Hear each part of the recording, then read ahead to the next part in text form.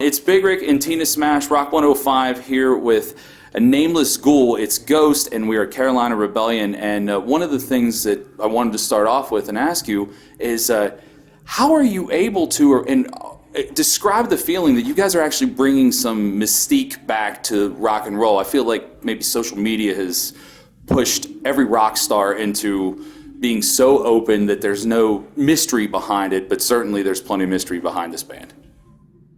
Yeah, well, it's easy. Just don't update people. Right. Don't have social media, right? Don't have social media, and as soon as anything is being said about you, don't comment. Do you think that that mystery actually adds to the success of the band? I think it definitely plays a part. I think that, but the thing, everybody's just sort of keep ranting about the anonymity, which I have a comment on the side, but I also think that you don't have to be anonymous or masked in order to have somewhat of a clandestine sort of image. I mean, there are many artists that I know exactly where they're born and what their names are and them where they live, which are still very sort of hidden. Even Nick Cave has a film about himself nowadays. Is still someone who would claim to be utterly enigmatic. So Nick Cave and the Bad Seeds. Yeah. No, but I'm just saying that even if people would know who we are, or you could click on a Wikipedia page saying my date of birth, it does not necessarily mean that I have to go out on social media and tell you where I'm eating. So it's like, yeah, I think that even if even in the future when it might not be as hidden or as secret, I think that you can still uphold some sort of level of fog around you. Even if it isn't about the mystique of the band, it keeps your personal life personal, and that's got to be nice. You know what I mean? Just to focus on the band instead of you guys personally. You know what I mean? So it kind of separates that, which must be nice. Yeah, but I definitely think that there's also a sign of the times in the sense that the bands that have our contemporary bands that have gotten big sort of in the same time as us or just before, they were probably they did what they had to do in order to become big, and now they're stuck because they have to have an Instagram account each, and they have their little blog and they have their followers, and they have to do that in order to maintain. If they stop, they will go down. Mm-hmm. That's not saying that they will fall off the face of the earth, but they will feel like, oh shit, it's highly addictive to have followers and to generate likes and create that, create content, as it's said, which it's called. And I'm just so glad, especially now when I'm not saying that we're looking in hindsight at Facebook, but we can historically look at Facebook and Twitter a little bit, and Instagram, knowing a little bit what effects it has on people, which is unfortunately not necessarily a lot of good things. Yeah. So, and I'm so glad that I've never had a personal Facebook account. So if you ever see a one with my name on it, whatever that would be. The nameless Facebook goal. I can assure you it's not real. Yeah. I wonder if there is someone out there who has tried that to get the domain namelessghouls.com or something like that, or take it on Facebook and pretend to be you. Because obviously there's wild stories about nameless ghouls like yourself who have been people we've known to be in the band. There's always the Dave Grohl rumor that he is, maybe since you don't check out social media, you don't know this, but everybody thinks that at one point Dave Grohl rotates in and out of your band. Right. Which is not completely surreal thinking just because we haven't worked with him. He has played drums with the band. So, and we play with them every now and then. Foo Fighters. Sure. So it's like it's not a completely fucking weird idea. No, I didn't think it was completely weird. I just didn't know if you were even aware of it because you don't look at social media. But I think everybody thinks, well, there's always kind of a small rumbling when you guys are going to play, especially a festival like this. Like, I wonder if Dave Grohl's going to be one of the ghouls today. That actually does happen. Okay. I did not know that, but all right. How's the reaction been now that you guys are getting a bigger fan base and stuff? Like when the people see you for the first time, because the first time I ever saw you, him and I were together actually, it was at Rock on the Range. Tell them the story. A couple years ago. I was terrified at first. I didn't know what to expect, and I was like, I was born and raised Catholic, and I had no clue what you guys were about. And I was like, let me check out this new band. One of the rec reps like, you got to check them out, and I did, and I didn't stay for very long because I felt like a bad Catholic. Now I'm like, okay, it's just entertainment and whatever, and the music is great. So I fell in love with you guys. But like, how's the reaction been the first time people see you? Because it could be a little scary. I guess on a festival, I mean, you might have people turning away. I mean, but we usually don't see that. I mean, people are drawn to the whole show, by the way. Like it draws people in. Like whether they know who you are or not, they're actually very curious about it. And then I think you suck them in with the music because it's great. But I'm just wondering if you've ever had like negative reactions. Of course, there's been negative reactions, but they are very few. I mean, they are. But we can have a negative reaction everywhere we play. I mean, we just saw the other day who was in the end of our show. Before we do the big show, Papa usually goes on a rant about, because we have a song called Monstrous Clock that is sort of loosely about female orgasm. And before the last song, there's an explanation about that. So we're this is a song to celebrate the female orgasm. And there was which we all celebrate, by the way. Well, it's not daily. It's a mystery. It's a mystery, just like Ghost. It's a mystery. There was this dude in Birmingham, Alabama, that is not actively celebrating anything called female orgasm, and he was just nodding his head. He was like, no. He was shaking his head, and he was like, no, this is just too much. And it was kind of funny because he'd stood there for 1 hour, 40 minutes or something like that, celebrating everything else. And then when it came to the female orgasm, that was he just had it. You'd crossed the line. Yeah, I mean, had I not known a little bit more about, had we not known a little bit more about... That you were in the Bible Belt? I don't care about that, but about crowd control. That was definitely one of those instances where you literally want to tell the crowd can you kill that guy? Right. Can you just start hitting him and I will just look away? Yeah. We will just ignore what happened. But that was at one of our shows. But yeah, I mean, I know we played some place in, like we played a little bit more of an Orthodox place in Europe where there was this woman right in the front waiting for Iron Maiden, I think it was we were playing with. She stood there and did the cross. And, but she was waiting for Iron Maiden, so I mean, this is this thing. I mean, if you have anything but fucking shit for brains, I mean, if you're gonna be a so-called good Catholic.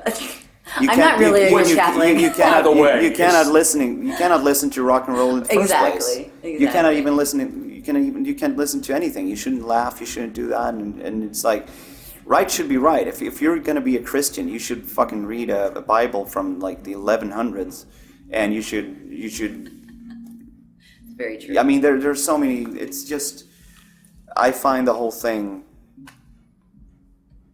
laughable. It's just bullshit, for lack of a more intellectual phrase of use. By the way, congratulations on a Grammy. Thank you. That's amazing. Did you guys even think at all that you would even be nominated for one? I mean, this early on in the... We knew that we were sort of thrown in some sort of ballot just because of, the sphere that we are within, in a way. I mean, we're on a label that is definitely on the radar for the Academy. Yeah. Just because they one of their other artists won Best Alternative Female. What was it?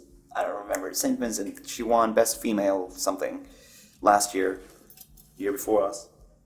So we knew that at least we might be in some sort of ballot books. Yeah, well, congratulations. But when we actually got nominated, that felt like, whoa, Yeah. we won, and obviously we're not going to win, and then we won, so that felt fantastic. Well, I know we have to wrap this up, but I have to know, like, did you get... We're good. Oh, we're good? We're good. Okay. So what was the red carpet experience like for you? for us as people that love rock and roll, support it, and support different types of music, the reaction of Papa on the red carpet was so fucking rock and roll. I think everybody cheered when they watched it, because it's nice to see someone from our genre just punk somebody who has no idea about what you're doing. I mean, it's just absurd in a way. I mean, because we were thrown into a context where I don't even blame people from that sort of media level, not knowing who we are. It's not, I mean, you could say from a journalistic point, if they were journalists, I would say that, yeah, maybe you should know. Maybe if you were a music journalist, research, I think that by now you should know who we are. But I don't blame people for being like all phased up because there's this band come that looks like we do. I mean, even though we never started out to shock people because we come from an underground where what we are doing is not really shocking. But I understand that we've grown into somewhat of a shock phenomenon. So we cannot more than laugh at that people are shocked and giggly about us coming down a forum like that and not knowing really what we are and getting stupid questions or stupid. I mean, it's just they're just questions from people who've never really spent a second thinking about what something like we would do, or something like us, a phenomenon like us would do there. So it's fine. I mean, I think that our fans and people around us are actually more provoked by that than we are. I think I was. I mean, I personally thought it was great, but we've watched so long for this genre of music and in general getting almost disrespected by that mainstream type of thing, that it was, a band like Seven Dust, who we know very well and love and have supported for years, just to see them nominated was cool, but to actually watch Papa punk somebody that that was so, I don't know, out of the loop on what was actually happening. I think if you're going to cover an event like that, I mean, yeah, it might be impossible to know who scored the Disney movie that won the Grammy, but I mean, at least in a category like that, I feel like it was kind of neat to watch somebody do that when nobody else ever did. Have you gotten any, since you started obviously in the underground level, any of your faithful underground fans giving you the whole sellout thing now? Have you? No, it was way worse in like exactly when we sort of started growing. That's when we got the big sellout screams, shout-outs. Nowadays, I don't see it very often at all because people, I guess, the people that has a low sort of acceptance for like zero tolerance for sellouts, Yeah. they said it immediately. I mean that we were sellouts, say, even when 1 month after we had done our first record. So it's now we're something else. I mean, I'm not saying that we're completely beyond the underground. I mean, I'm still my heart belongs there, and my music taste in many aspects. But I feel I would never claim that we are a fucking doom metal band. Did any of the American shock rockers, kind of the Alice Coopers and Marilyn Manson, influence any of this? That was kind of, it almost feels like you're getting to that point where when people saw Alice Cooper for the first time and couldn't believe it. Do you have any of that influence? I see you have a Twisted Sister. I mean, that leads me to believe that some of this was influenced by American rock and roll like that. Definitely. I mean, the four big influences, not necessarily musical nowadays, but definitely the attitude. It's definitely, I mean, the bands that I grew up listening to from a very, very early age was Kiss, Motley Crue, Twisted Sister, and Alice Cooper. Alice Cooper, I would say, is probably more of a musical influence nowadays. because he's sort of more 70s, a little bit more progressive than I would guess. I wouldn't really say that Motley Crue. I only like the first 2 records. Sorry. In their defense, that most of the records did well, but yeah, their records did well, but then they sold out. Yeah. They pulled the old ghost. Yeah. No. But I'm a huge fan of the Shout at the Devil was one of the first records that I ever got. So that will always have a very, very special place in my heart. And it's very power pop. I like that. I like that a lot. I've always been a huge pop fan. I'm a huge fan of anything that's sort of 60s and bebop but it's also like psychedelic and prog and stuff. That's why I think that Alice Cooper Band is definitely, and Welcome to My Nightmare is still a little bit more in line with the sort of the progressive nature that I might go for a little bit more now as a grown-up. So I'd say that Alice Cooper is probably a bigger influence in terms of what we're doing now than maybe Twisted Sister is. But definitely, I don't know how many times I was bumping up into our sofa when I was little, yelling, screaming, "I want to rock!" And I actually still do that. Yeah, my girlfriend gets pissed. I break the couch once a month doing the same thing. Turn that sound bar and subwoofer on, and "I Want to Rock" is shaking the house. I get it. Yeah, no, but if I give me a 6-pack and listen to Love Gun, I'm dead. I'm down. Well, that actually sounds like my Thanksgiving, so I'm going to let my mom know I'm going to invite the Nameless Ghouls for Thanksgiving, and I think it would be great. Turkey, 6-packs, and Twisted Sister. I grew up in the woods. It's fine. Yeah. I have one more question because I need to clear this up because I've heard it pronounced so many different ways. Is it Circe?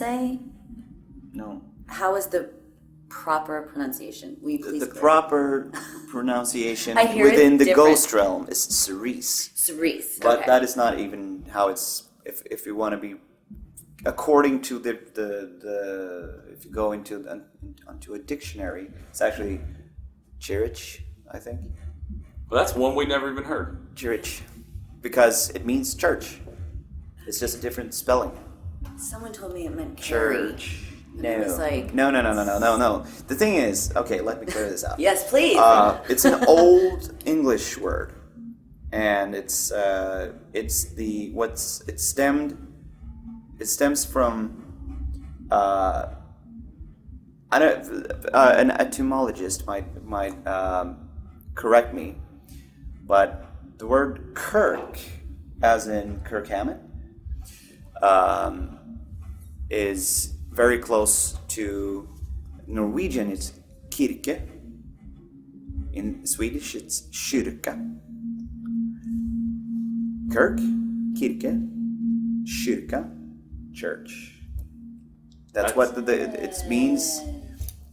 Cerise is actually just a mispronounced church, but I wanted it to, when it was written, I wanted it to have a female name sounding, so I wanted to sound like a female name, like Clarice, Cerise, so that it would be mistaken for a love song, but it's actually a song about manipulation. Okay, so Church. So Cerise is how we should. Cerise is how you pronounce it. Okay. Well, I'm glad you cleared that up because I have been pronouncing it wrong the whole entire time. I actually feel like we got more education out of this than Yeah. anything we have ever done. The Nameless Ghouls are very smart. Congratulations. Well, not really. Yeah. But again, congratulations on the Grammy and all the success. Pinnacle to the Pit's doing very well in our market here in North Carolina, and I cannot wait to continue on with you guys in the future. Thank you very much. You're Thank very you. welcome.